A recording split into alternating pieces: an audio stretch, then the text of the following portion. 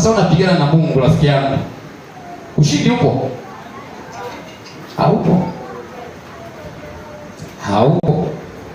Bwana asifiwe. La kwanza, imarisha mahusiano yako na anayekushindia na kupigania nini? Vita yako. Imarisha mahusiano. Tumeelewana vizuri? Kwa sababu ukishatibuana naye huyu, my friend, utagongwa tu. Ya pili, kanuni ya pili, kanuni ya pili, kanuni ya pili, ongeza usikivu wako kwa yeye akushindiaye. Ongeza usikivu wako, ongeza usikivu wako, ongeza usikivu wako kwa yeye akushindiaye vita yako. Ongeza usikivu wako kwa yeye akushindiaye vita yako, ili upokee maelekezo, ili upokee maelekezo na mwongozo kabla ya kupigana vita, ili upokee maelekezo na mwongozo kabla ya kupigana vita. Tuko pamoja?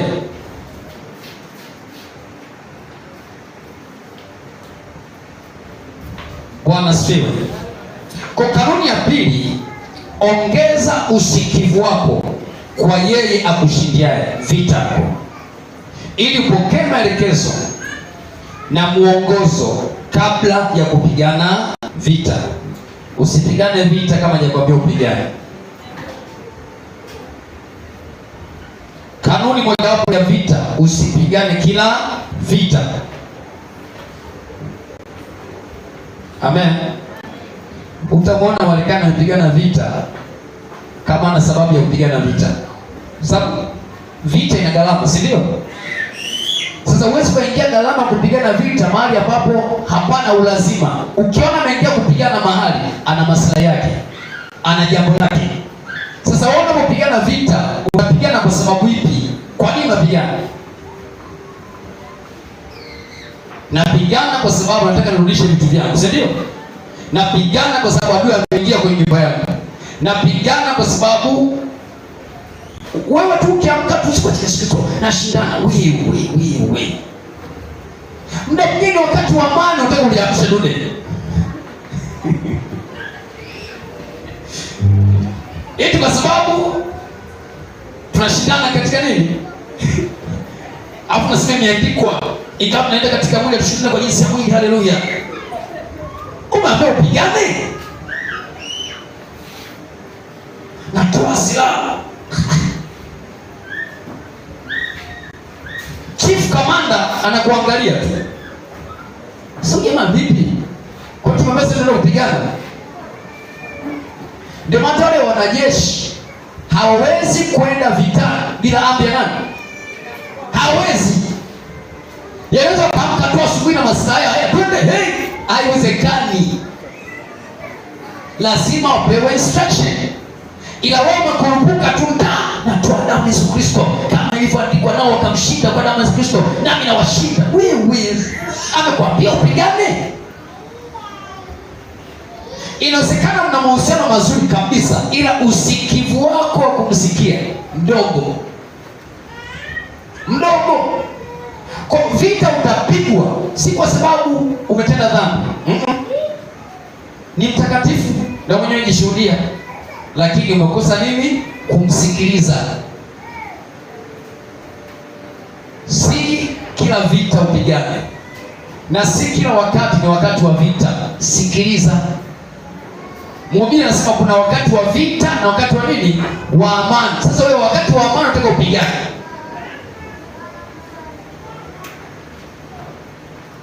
Haya.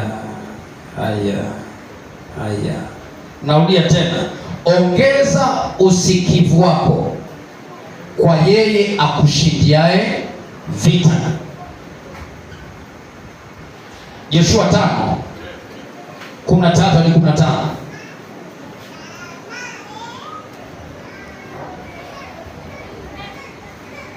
Joshua sura ya 5 mstari wa 13 hadi wa 15. Joshua sura ya 5 mstari wa 13 hadi wa 10 ngapi? Anasemaje? Ikawa hapo Joshua alipokuwa karibu na mji wa Yeriko, akavua macho yake na kuangalia, na tazama, mtu mume akasimama kumkabili mbele yake, naye alikuwa na upanga wazi mkononi mwake. Yoshua akamwendea na kumwambia, je, wewe u upande wetu au upande wa adui zetu? Akasema, la, lakini nimekuja sasa nili amiri wa jeshi la Bwana. Yoshua akapomoka kiusouso hata nchi, naye akasujudu, akamuuliza, Bwana wangu, sikilize, aniambia nini mimi mtumishi wake? Kumbuka Joshua amekabili, anaangalia Yeriko, anataka apange vita. Amina. Lakini yeye amshindia vita. Alipokuja ilibidi aulize swali la msingi, unaniambia nini juu ya kukabili Yeriko? Amen. Juu ya kupigana Yeriko unaniambia nini? Nisipigane kwa akili zangu, nisipigane kwa sababu najua mbinu za kivita. Hapana, nikusikilize wewe. Anasemaje? Huyo amiri wa jeshi la Bwana akamwambia Joshua, vua viatu vyako miguuni mwako, kwa kuwa mahali hapo usimamapo ni patakatifu. Joshua akafanya hivyo. 6:1 anasemaje? Basi Yeriko ulikuwa umefungwa kabisa kwa sababu ya wana wa Israeli. Hapana mtu aliyetoka wala hapana mtu aliyeingia. Bwana akamwambia Yoshua, tazama, nimeutia Yeriko katika mkono wako na mfalme wake na mashujaa wake. Nanyi, maelekezo sasa, sikiliza, mtauzunguka mji huu watu wote wa vita, mkiuzunguka mji mara 7. Fanya mara moja. Fanya hivi siku ngapi? 6.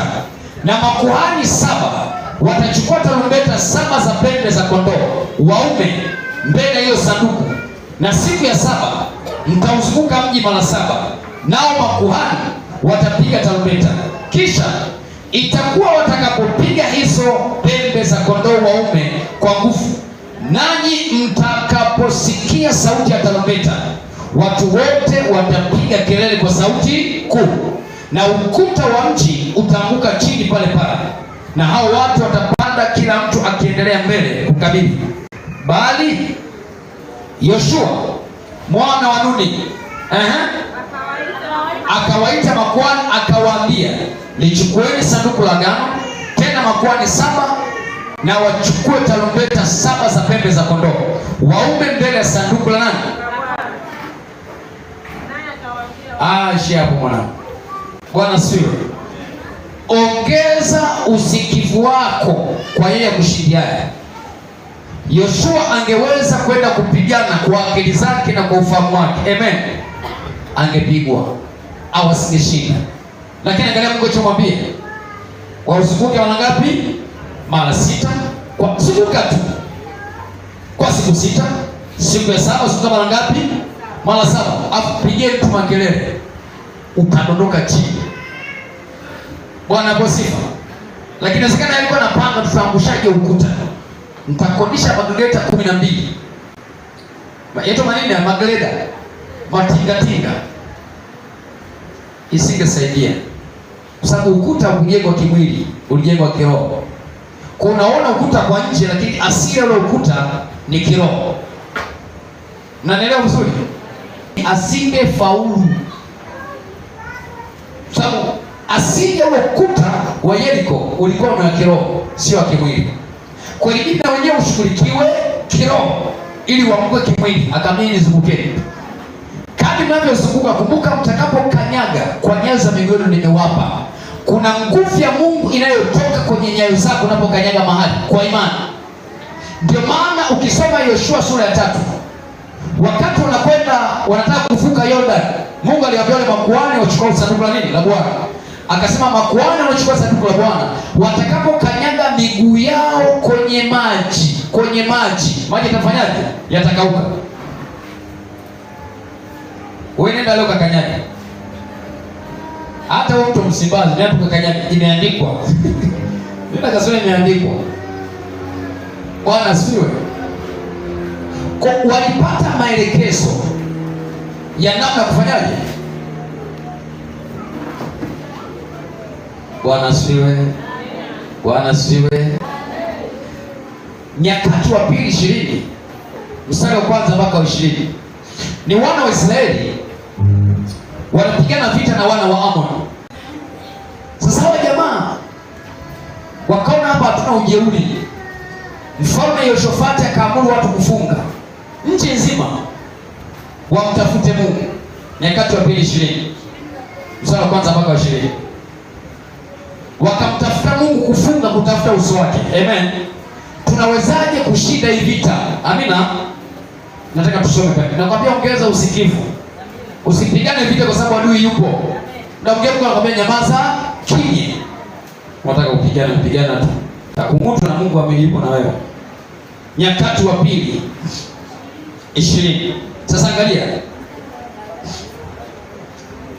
Mstari wa 3 nasema Yehoshafati akaogopa, akauelekeza uso wake amtafute nani? Amtafute Bwana. Akatangaza mbiu ya watu kufunga katika Yuda yote. Yuda wakakusanyika pamoja ili wamtafute Bwana. Hata kutoka miji yote ya Yuda wakaja kumtafuta Bwana. Yehoshafati akasimama kati ya kusanyiko la Yuda na Yerusalemu, nyumbani mwa Bwana mbele ya ua mpya, akasema, E Bwana, Mungu wa baba zetu, si wewe uliye Mungu mbinguni? Tena si wewe utawalaye falme zote za mataifa? Na mkononi mwako mna uweza na nguvu, asiweze mtu yoyote kusimama kinyume chako. Si wewe, alitaka kumpamba Mungu. Bwana apewe sifa. Si wewe, e Mungu wetu, uliofukuza wenyeji wa nchi hii mbele ya watu wako Israeli, ukawapa wazao wa Ibrahimu rafiki yako hata milele?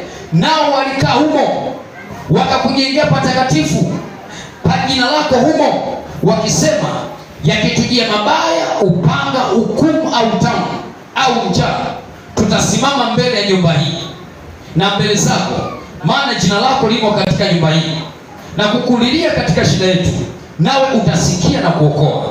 Na sasa tazama, wana wa Amon na wa Moabu na wa milima ya Seiri, ambao hawakuacha Israeli waingie katika nchi yao walipotoka nchi ya Misri, lakini wakageukia mbali wasiwaharibu. Tazama jinsi wanavyotulipa, wakija kututupa toka miliki yako ulioturithisha, e Mungu wetu. Je, hutahukumu? Maana sisi hatuna uwezo juu ya jamii kubwa hii wanaotujia juu yetu, wala hatujui tufanyaje. Unaona maneno hayo? Lakini macho yetu yanatazama kwako. Wakasimama Yuda wote mbele za Bwana, pamoja na wadogo wao na wake zao na watoto wao. Ndipo Yazaeli mwana wa Zekaria mwana wa Benaya mwana wa Yeaeli mwana wa Matania Mlawi wa wana wa Asafu akajiliwa na Roho wa Bwana katikati ya kusanyiko, akasema, sikieni Yuda wote, nanyi mkao Yerusalemu, na wewe mfalme Yehoshafati, Bwana awaambia hivi, msiogope wala msifadhaike kwa ajili ya jeshi kubwa hili, kwani vita si yenu bali ni ya nani? Kesho, maelekezo sasa, shukeni juu yao, tazameni wanakwea kwa kupandia sisi, nanyi mtawapata penye mwisho wa bonde mbele ya jangwa la Yoeli. Hamuhitaji kupigana, ila unafikira vita ni ya kupigana watu. Hamuhitaji kupigana vita. Jipangeni, simameni, mkauone wokovu wa Bwana ulio pamoja naye, enyi Yuda na Yerusalemu. Msiwaogope wala msifadhaike, kesho tokeni juu yao, kwa kuwa Bwana yu pamoja naye. Yehoshafati akainama kichwa kifudifudi, wakaanguka mbele za Bwana. Yuda wote wakao Yerusalemu wakimshikilia Bwana, na Walawi na wana wa Kohathi na Wakolai wakasimama ili wamsifu Bwana Mungu wa Israeli kwa sauti kuu. Haya, wakaamka asubuhi kama walivyoelekezwa na mapema, wakaenda nje ya jangwa la Tekoa. Nao walipokuwa wakitoka, Yehoshafati akasimama akasema, nisikieni enyi Yuda, nanyi wenyeji Yerusalemu, mwaminini Bwana Mungu wenu, ndivyo mtakavyothibitika. Waaminini manabii wake, ndivyo mtakavyofanikiwa. Naye alipokwisha kufanya shauri na watu, akaweka wale watakaomwimbia Bwana na kumsifu katika uzuri wa patakatifu wa utakatifu, wakitoka mbele ya jeshi na kusema, mshukuruni Bwana, kwa maana fadhili zake ni za milele. Nao walipoanza kuimba na kusifu, Bwana akaweka waviziao juu ya wana wa Amon na wa Moabu na wa milima ya Seiri, waliokuja juu ya Yuda, nao wakapigwa. Kwani wana wa Amon na wana wa Moabu waliondokeana wenyeji wa milima ya Seiri kuwaulia mbali na kuwaharibu. Nao walipokwisha kuwakomesha hao wakao Seiri, wakajitia kuharibu kila mtu na mwenzake. Hata Yuda walipofika mnalo wa kulindia wa jangwani, wakalitazama hilo jeshi, nao angalia, walikuwa maiti walioanguka nchi, wala hapana aliyeokoka. Walirusha tamshale wala jiwe, walirusha, walisifu tu. Kuna mwingine nasikia ndani nyimbo tu, amena, imba.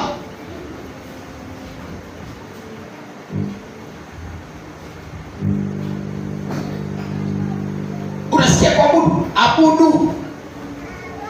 Inawezekana kupitia hiyo nyimbo Mungu anainuka kupigana na adui zako.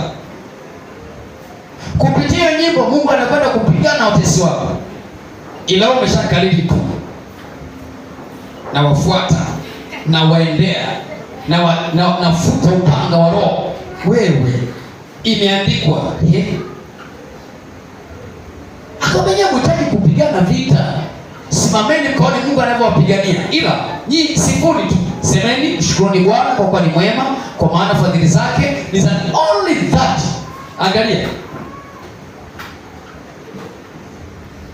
ila umejipanga, umefunga na kufunga kabisa, ukasema leo watanitambua.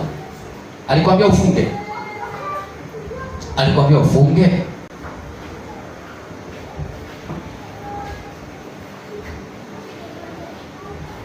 Jamani, Bwana apewe sifa. Bwana asifiwe. Tunaona vizuri hapa. Kanuni ngapi? Ya kwanza, uelewe usikariri. Ya kwanza, uhusiano wako na Mungu thabiti. Ya pili, ongeza usikivu, msikie. Kabla ya kupigana, msikilize anasemaje. Bwana aniambia nini mimi mtumishi wake? Bwana wa vita unasemaje? Tupigane au tuache? Unaona mwanangu, wameteka watoto wangu wanafilifeli, tufanyaje hapo? Tukapigana, tukawakomote, ingia vitani, na upako utakao juu yako wa vita. Ila nikwambia nyamaza, wewe ni abudu tu, ni sifu tu. Wewe unaipuuza hiyo sauti kwa ndani, unasema kaje na waendea, kwa sababu jana ulioendea ukawapiga.